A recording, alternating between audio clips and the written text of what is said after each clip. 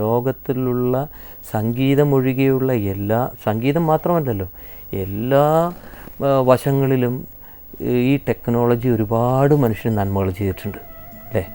അപ്പോൾ അതിൻ്റെ നന്മ മാത്രം നമ്മൾ എടുത്താൽ മതി. ഇപ്പോൾ ടെക്നോളജി എന്ന് പറയുമ്പോൾ പണ്ട് കാലത്ത് റെക്കോർഡ് ചെയ്യാൻ ഒരു ചാനലേ ഉണ്ടായിരുന്നുള്ളൂ. ആ ഒരു ചാനലിൽ ഒരു മൂലയിലിരുന്നിട്ട് തബല വായിക്കും, ഒരു മൂലയിലിരുന്ന് ഫ്ലൂട്ട് വായിക്കും, ഒരു മൂലയിൽ പാട്ടുകാരൻ പാടുന്നുണ്ടാവും. ഇതെല്ലാം കൂടിയിട്ടൊരു മൈക്കിൽ വരുമ്പോൾ ഈ ഫ്രീക്വൻസി എല്ലാം കൂടി ഇതിൻ്റെ അകത്ത് പിടിക്കാൻ പറ്റില്ല. അപ്പോൾ കുറേയൊക്കെ മൈനസായിട്ട് പോകും. ഇത് മോണോയിൽ നമ്മൾ കേൾക്കുമ്പോൾ എല്ലാം കൂടി ചേർന്നിട്ട്, എന്നിട്ടും ഒരു ഗോൾഡൻ അല്ല, അതിൻ്റെ അപ്പുറത്ത് എന്ത് വാക്കാണെന്ന് വെച്ചാൽ ഉപയോഗിക്കാം, അങ്ങനത്തെ പാട്ടുകളുണ്ടായി. അത് അതിൻ്റെ ക്രിയേഷൻ്റെ മിടുക്കാണ്.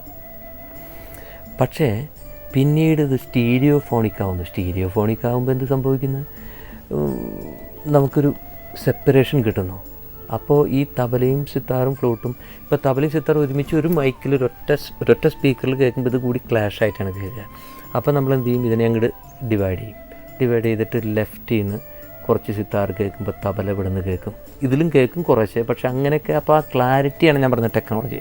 പിന്നീടാണ് എത്രയോ അഡ്വാൻസ്ഡ് ടെക്നോളജീസ്. ഇതിൻ്റെ ഒരു ഭാഗമായിട്ട് തന്നെയല്ലേ ഈ ഫ്യൂഷൻ മ്യൂസിക് എല്ലാം വരുന്നത്? ഫ്യൂഷൻ മ്യൂസിക് വരുന്നത് ഇതിൻ്റെ ഭാഗമായിട്ടല്ല.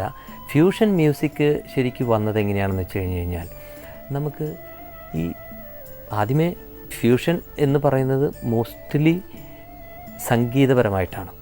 ഫ്യൂഷൻ ഇറ്റ് ഈസ് ഒരു മ്യൂസിക്കിൻ്റെ വശം, ഒരു ഭാഗമാണ്.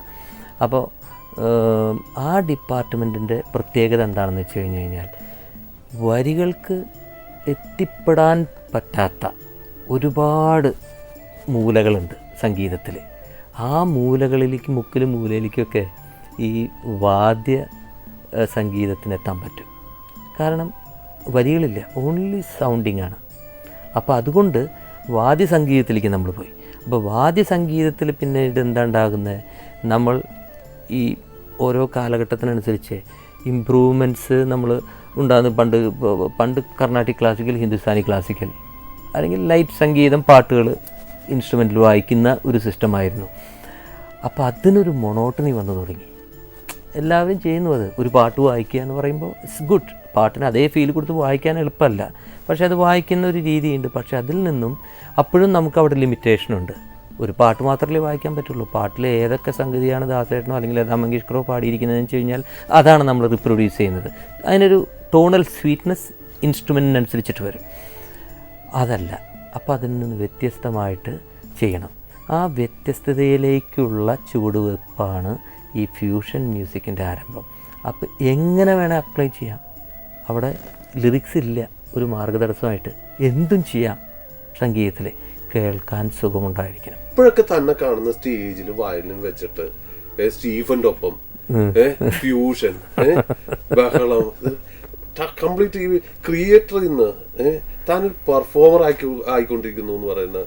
അത് വേറൊന്നുമില്ല. ഇപ്പം അത് ചെയ്യുന്നതിൻ്റെ കാരണം അന്നത് ചെയ്യാനുള്ള അവസരങ്ങൾ ഉണ്ടായിരുന്നില്ല. ഇപ്പം അതിന് അവസരം വന്നു. സംഭവം പ്രായം കുറച്ച് മാറിയെങ്കിലും അന്നത്തെ ആഗ്രഹങ്ങൾ, ബാക്കി വെച്ച ആഗ്രഹങ്ങൾ ഇപ്പം നടപ്പാക്കുന്നേ ഉള്ളൂ.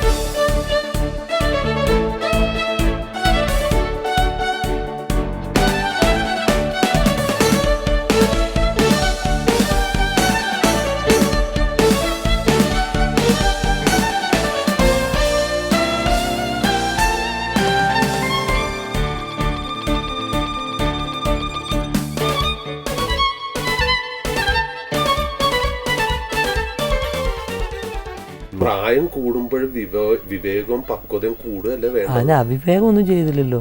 എന്താണ് അവിവേകം ചെയ്തതെന്ന് പറഞ്ഞു? ഇതിപ്പോ പ്രായം കൂടും തോറും താൻ ഈ മാതിരിയുള്ള ഒരു ക്രിയേറ്റർ എന്ന് പറഞ്ഞാൽ അതിന്റെയൊക്കെ ഒരു ബഹുമാനവും കാര്യങ്ങളും ഒരു പക്വതയും ഇതൊക്കെയല്ല നമ്മൾ പ്രതീക്ഷിക്കുന്നത്. പകരം താൻ ഈ കൊച്ചു പിള്ളേരെ പോലെ കുട്ടി ഷർട്ട് വിട്ട് ആ പെർഫോമർ ആയിട്ട് മാറാനുള്ള, അത് നമ്മൾ കുട്ടി ഷർട്ടോ അല്ലെങ്കിൽ ഷർട്ട് ഇല്ലാതെ കൊണ്ടോ ചിലപ്പോൾ നമ്മൾ ചെയ്യേണ്ടി വരും. അത് ആ പെർഫോമൻസിന് അതിൻ്റേതായിട്ടുള്ള രീതിയിൽ പെർഫോമൻസ് ഭംഗിയാക്കാൻ നമ്മൾ എന്ത് രീതിയും നമ്മൾ വേഷം കെട്ടിയല്ലേ പറ്റുള്ളൂ. കാരണം ഇത് ആർക്ക് വേണ്ടി ചെയ്യുന്നത്? ഇത് കാണുന്നവർക്ക് ഇഷ്ടപ്പെടണം. അപ്പോൾ അവർക്ക് ഇഷ്ടപ്പെടണമെങ്കിൽ നമ്മൾ നിൽക്കുന്ന പൊസിഷനിൽ, അതുകൊണ്ടാണല്ലോ ഡ്രസ് കോഡ് എന്ന് പറഞ്ഞൊരു സാധനം. അത് പണ്ട് മുതലേ ഉണ്ട്.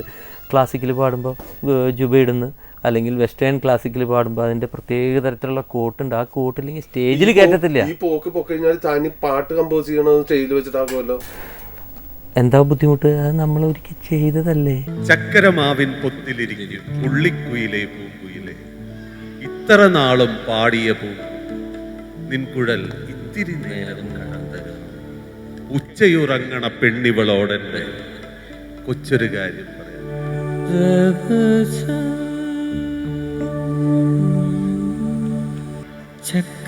ചക്കരമാവിൻ പൊത്തിലിരിക്കും. അതല്ല, അതിന്റെ അടുത്ത ലൈൻ അതേപോലെ. പുള്ളി കുയിലേ പൂങ്കുയിലേ.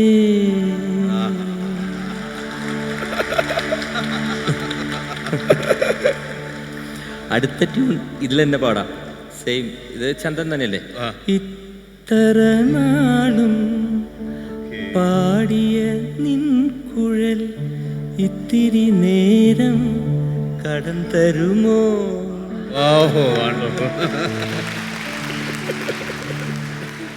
ഉച്ചയുറങ്ങണ പെണ്ണിവളോടെന്റെ കൊച്ചൊരു റിപമദ പമഗരി ഗരി, റിപമദ പമഗരി ഗരി സനീസ.